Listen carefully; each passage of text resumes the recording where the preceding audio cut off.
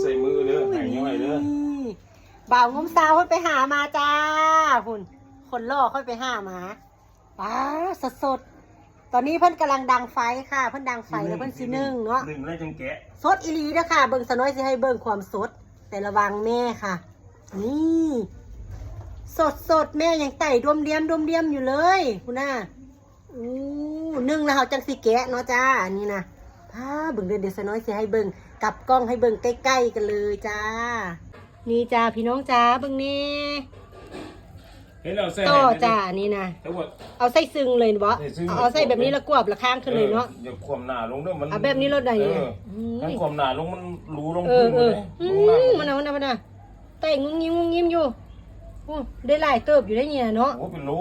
เหมือนหังนึงบ่นี่นะห้องใหญ่เจ้าเห็นห้างมันอยู่ถ่ายอยู่ห้างมันบ่เลยเห็นเจ้าลงอยู่ป้าพุ่นน่ะห้างงามคือหยังนี่บัดนี้หังมันมุ่นหมดเลยบ่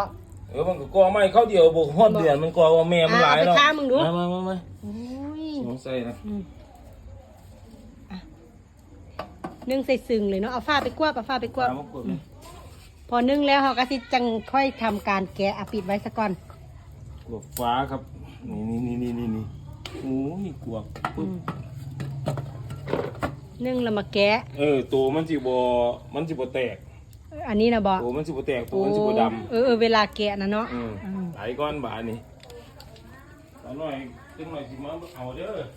เดี๋ยวบัดแล้วอันสน้อยสิมาเปิดให้เบิ่งเด้อเฮานึ่งไว้ซะก่อนเนาะนึ่งแล้วจึงมาทำการแกะแล้วเพิ่นก็จังค่อยสิแบ่งพี่แบ่งน้องกินนำกันจ้านี่น้ำจิ้มมื้อนึงไปของแท้ไปหน้าตะเบอะบอกเขาอื่นน่ะกาฬสินธุ์หน้าตะเปอะจากนครพนมไปกาฬสินธุ์กับมื้อจากโลมื้ออื่นไปกลับประมาณเกือบ200 โลอันนี้ก็คือน้ำจิ้มเบางมสาวเพิ่นเอาอยู่ใกล้อันนี้เป็นหังที่เอามาเลี้ยงไว้เนาะมื้ออื่นของแท้แต่มื้ออื่นนี่เพิ่นสิเดินทางเข้าป่าได้มื้ออื่นนี่เข้าป่าไปอันนาตะเปอะค่าน้ำมันไปกลับเกือบพันหมดแล้วเว้ยอีหลีเกือบพันค่าน้ำมันไปค่าน้ำมันนะเอามาซื้อต่อเหลือกินแต่ว่ามันเป็นความสุขเวลาได้ไปเลาะป่าเนาะไปเที่ยวไปกินข้าวป่าผู้เฒ่าไม่ใช่ผู้เฒ่าจะไปถ่ายคลิปไปนำไปรอบนี้ไปหามาใส่ข้าวสากเนาะมื้อนั้นรอบนั้นใส่ข้าวประดับดินรอบนี้ใส่ข้าวสากจ้า